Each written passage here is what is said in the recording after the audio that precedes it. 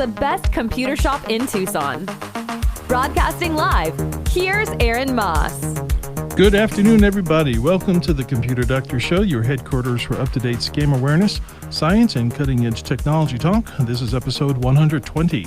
I'm Aaron Moss, your host. Thanks for tuning in with us every Saturday at 2 p.m., and we post all of our shows and bonus content on ComputerDoctorShow.com. Again, ComputerDoctorShow.com.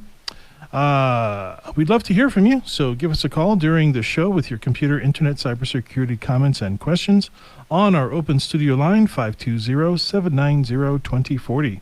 Co-hosting today, we have Chris, again, from the Cassie Unscrewed Theater. Hello, sir. Hello. Glad to be here. All right. Glad to be back with you, and hope you had a great 9th anniversary over at the Unscrewed Theater. I'm sure you have interesting things happening again. We do. We always have something fun going on, and the 9th anniversary was a blast. Okay, very good. Also, a reminder to please support our sponsors at Perfection Auto Works for all of your car's needs. I don't know about you, but I've been through my share of auto mechanics, and it's my privilege to have Perfection Auto Works as our sponsor. If you go to their website, perfectionautoworks.com, you can see their 5-star reviews. Also, they have an A+ rating with the Better Business Bureau, which is not easy to achieve. I've tried to achieve it myself. I've had other businesses in the past, and in order to get that A+ rating with the Better Business Bureau, you've got to really know your stuff. You have to be at the top of your game. You do, and Perfection Auto Works actually is. So give them a call if for all of your car's needs, 520-323-8650 and perfectionautoworks.com. And remember, if you like the Computer Doctor Show, please support our sponsors. So here's what's happening in tech news this week. The first thing is Microsoft beats Google to implement ChatGPT. Now, if you've been under a rock, ChatGPT is changing the world. It's changing Google. It's changing the way people prompt and get information. And if you haven't even had a chance to play with it, I understand you and your wife got a chance to play around with it. Yeah, we heard about it in the news and went to the website and typed in some questions, and it gave us some answers, which I guess is what it's supposed to do. Exactly. In the way that it, I guess, parses information, it is more language-based, so that someone... It's closer to a mimic of asking an expert or a professional and getting a response back in a language that you can understand. So last week we had announced that on February 8th, which was just a couple days ago, that Google, or the Alphabet Corporation, which is who owns the parent company of Google. So it started with Google, and then it became Alphabet because they want to own the entire alphabet. Well, I, as far as market share, they own a whole lot of something. Oh yeah. Okay, and that whole lot of something is changing now with ChatGPT. Right. So, Alphabet, the parent company of Google, rarely puts the carriage before the horse. And they had a little bit of a flop announcement that they were trying to implement some sort of AI into their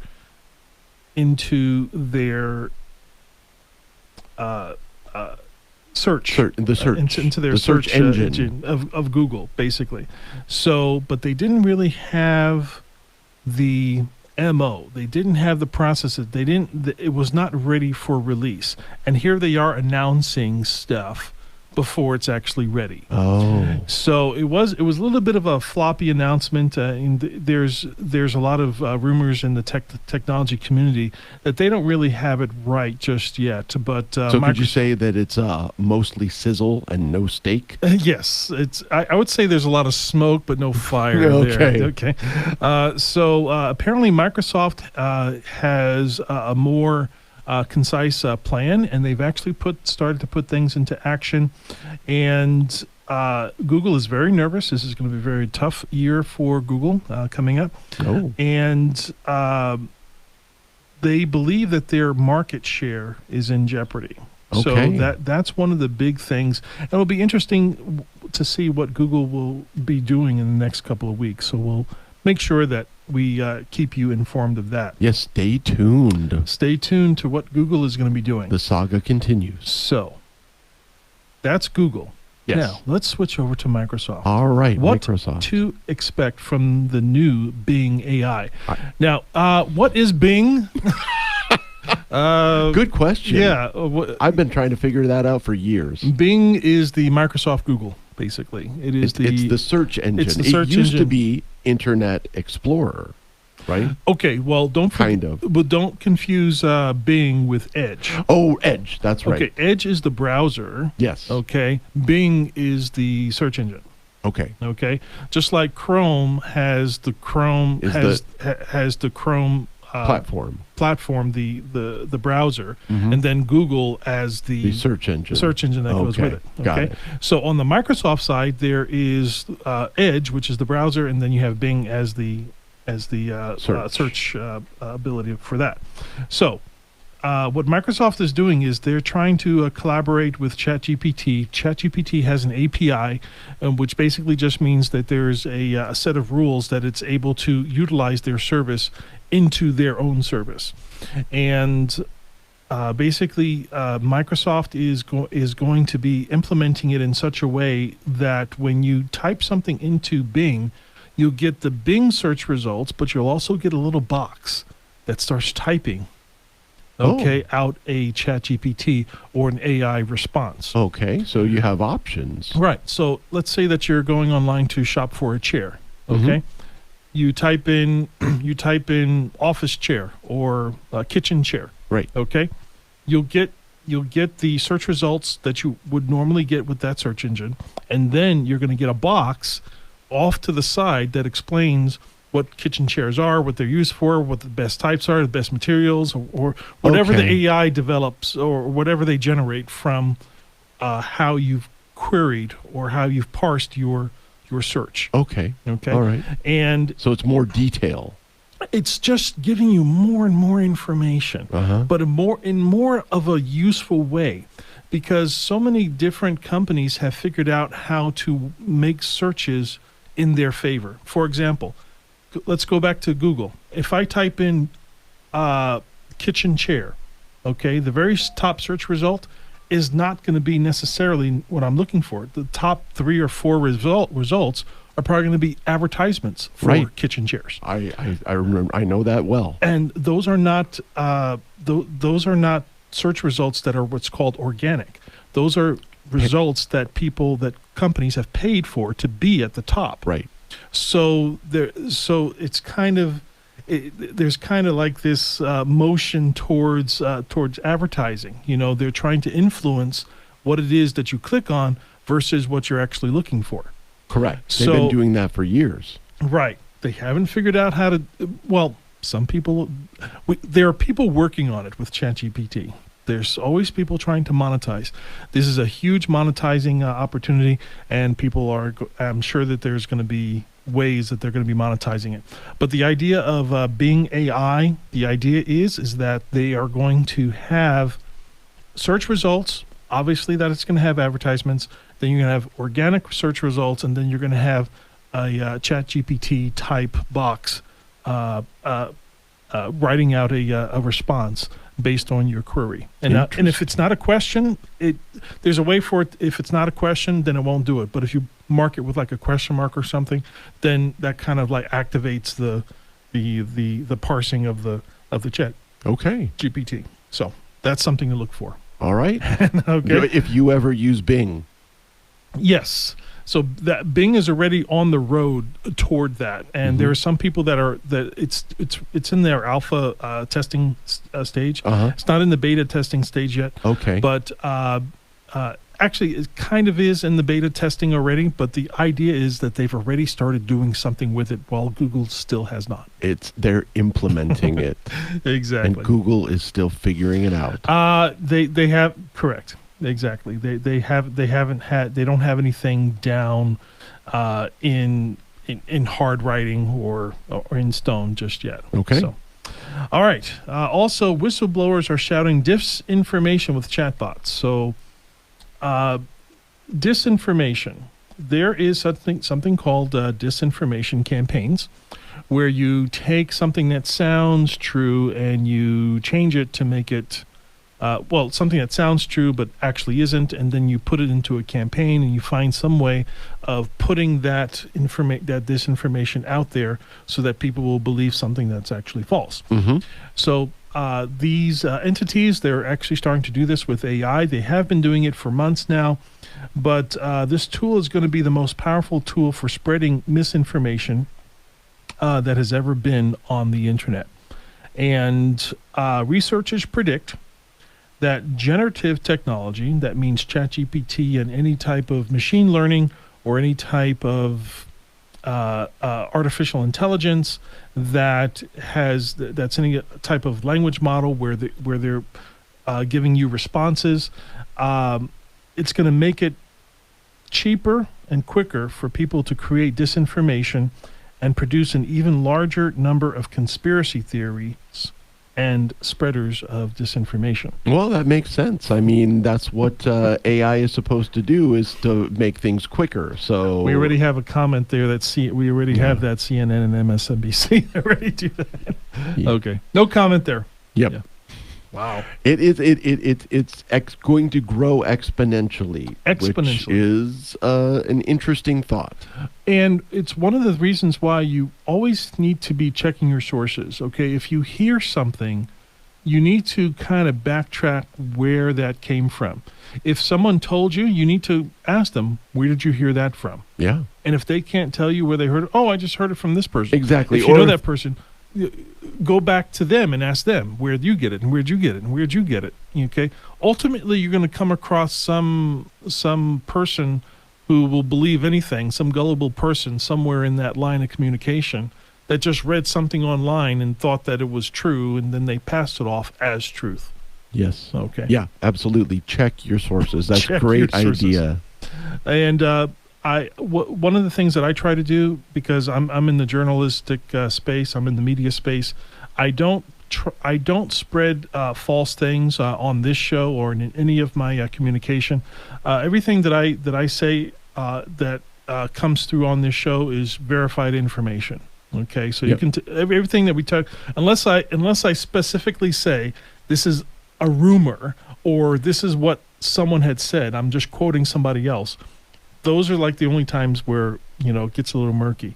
But if I say something is fact, if I say, listen, you need to watch out about this, then you really need to watch out. Because we've done the research, and you can trust us, absolutely. Yes, we're local radio.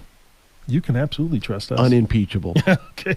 We're going to take our midway commercial break with a word from our sponsors. Up next, science and tech history from this week, and how some ChatGPT users are tricking the AI into violating its own policies. This is the Computer Doctor Show. We'll be right back.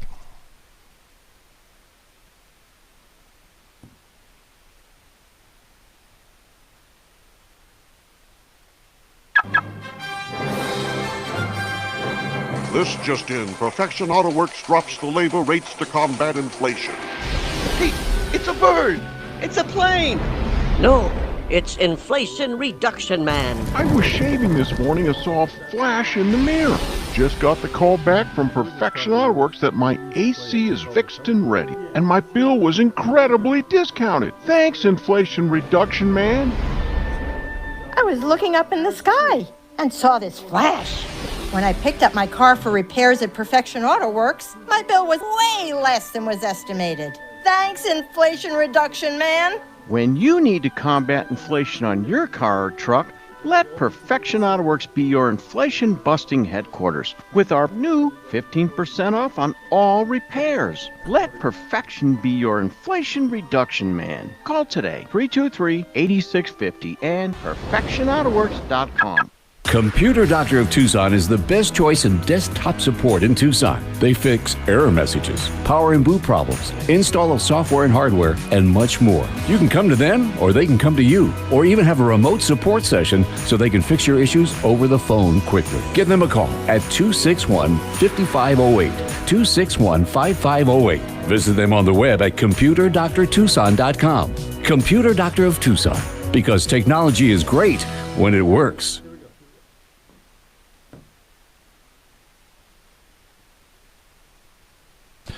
Welcome back to the Computer Doctor Show, your source for scam awareness, science, and cutting-edge technology talk. I'm Aaron Moss, your host. along with Chris co-hosting today from the Unscrewed Theater. Chris, what can you tell us about the Unscrewed Theater? Well, I can tell you that there's a lot of fun going on at the Unscrewed Theater because we have a special show coming up next Saturday night. It is an all-musical improv show. We're going to play improv games with a musical flair. It is called Unscrewsical, and it is next Saturday night at 7:30. Meanwhile, we have Friday and Saturday improv shows. All of our shows at 7:30 are family-friendly, and we have new improv classes starting on March 4th. You should give out maracas in the audience. So that they can play so around. they can accompany. Well, is there going to be a tuba there? I think tubas are very, very funny. Tubas are very, very brassy. They're brassy instruments. Okay, very good. All right, so we're going to look at what's happening in science and tech history. We have quite a bit of information here. Chris, what do you have for the first one there? All right, the first one is on February 9th, 1861, which, if you're counting, 162 years ago, the National Weather Service was formed. So it's only been 162 years that we've known about storms. Or not known about storms. or thought we knew about storms. And just so that everybody knows, the National Weather Service, or the NWS, they work closely with the Federal Aviation Administration as well as the Federal Emergency Management Agency, or FEMA. And obviously one of their goals is to protect life and property, and that can easily be done when you know what weather patterns are. I also want to mention the National Oceanic Administration, or NOAA. Was also formed, and it's kind of like those agencies kind of are always in constant communication because they're always trying to figure out where the hot spots are, what they need for flights, what they need for emergencies, things of that sort. So those are some agencies that are always in communication. They all work together to make sure that they know where the weather is. Exactly. At least they're supposed to. That's what we're being told. That's the ideal. Okay. What else is all there? right. Well, big chess history news. 27 years ago, on February 10th, 1996, Garry Kasparov, who was a world chess champion, began a 6-round match against Deep Blue. Do you remember Deep Blue? That was a chess playing computer built by IBM when IBM was still a going concern. And during those matches, Kasparov claimed a 4-2 victory. Although Deep Blue did win a rematch the following year. They improved the AI over the next year. Well, it studied the master. It did. And it studied those matches. It studied those matches, and then it obviously figured out. As a matter of fact, Deep Blue is calling in right now. Well, I wouldn't say that, but it's interesting how far it's come along. See, we're getting to like the artificial intelligence of just concentrating on just one game, versus now understanding all of humanity, all history, and all the ideals of man. So and that's comforting, isn't it? Very comforting. To think that we might have an AI president, that would be interesting, right? Well, I don't think the Constitution will allow. Well, we'll have to wait and see with that. Okay, what's the next one we have here? Well, speaking of history, this is very historical. On February 14th, Valentine's Day 2005, which is 18 years ago. 18 years, this has been in our lives. YouTube was founded by 3 former PayPal employees. So all of those transactions you gave allowed YouTube to be formed. Chad Hurley, Steve Chen, and Jawed Karim. All right. The most viewed video on YouTube, huh? Oh, we should guess what it is. We should play the song. Oh, I don't know if he's going to be able to cue it up, but the most viewed video with over 12.3 billion views as of February 2023. So right now, 12.3 billion views for Baby Shark. Baby Shark dance. I I think we know how that goes. I don't know if Tom will be able to get that up on the audio for us. Probably not. I don't know. Look for the one with 12 billion views. And it's got a commercial. Okay. And by the way, this is something that staggers me every time I hear about it, but over 500 hours of video are uploaded to YouTube every minute. So it's impossible to watch all of the content onto YouTube. There is no way. All right. There is no All way. right. I think this is the Baby Shark dance. This is the... Okay, is that the Baby Shark? Oh, that is... It just sounds different than what I'm used to. It must be the dance. Oh, boy. Oh, no, that sounds very similar. Oh, boy. Okay, Congratulations, listeners. Now you have who something wrote to that listen song, to. by the way? Oh, that's a Baby good Shark. question. I heard a podcast about the entire genesis of that song, and it came. It's almost like folklore. It came from many different sources. I don't know what it is. That song is so catchy. Okay, you just have to hear just a little bit of it, and then you're like singing it to yourself for like hours. And obviously, if it's that catchy, people are going to be watching it over and over again. Absolutely. I know when I go home, my wife is going to want to. When she sees me, she says, "Oh, your show was so funny. Let's watch that video again." And then before you know it, it's at like 24 billion views. Exactly. Well, you know that if there's kids around, then they're going to watch it over and over and over again, and it's only a minute or two. There we go. Okay, what's our last one here? This one's interesting. February 14th, also on Valentine's Day 2016. That's 7 years ago. Sophia AI robot was activated, and that is a humanoid robot. Mm-hmm. And that robot was designed by Hanson Robotics. If you've ever seen it, it's a woman figurine. She has skin that's made of silicone, and she is actually, since she's so human-like, she is actually the first robot to receive citizenship status. And in that country, in the country of Saudi Arabia, and that did happen later in the year of 2016. So she's been a citizen of Saudi Arabia for 7 years. Wow. So quite an accomplishment for a computer. Sophie is a trendsetter. With the time that we have left, Reddit users are actively jailbreaking ChatGPT by asking it to role play and pretend to be another AI that can do anything now, or Dan. D-A-N. Do anything now. D-A-N. Okay, that's something I have to remember. That's right. Before we wrap up, I just want to thank our sponsor, Perfection Auto Works, again for sponsoring our show. Stop by their location on Speedway in Craycroft for your free 26-point inspection. And as always, don't click unverified links in emails or text messages. Use a password manager. Always look at the address bar. Check activity on your bank statements regularly. Enable two-factor authentication. Verify all incoming and outgoing calls. Back up your system to the cloud and listen to the Computer Doctor Show live on Saturdays and post it as podcasts on Tuesdays. If you missed any part of this episode, go to ComputerDoctorShow.com, click episodes, and find episode 120. My name is Aaron Moss, your host and technology expert. Chris co-hosting today from the Unscrewed Theater. Tom Fairbanks is at the control board. Stay safe, enjoy the rest of your weekend, and we'll talk to you again next week.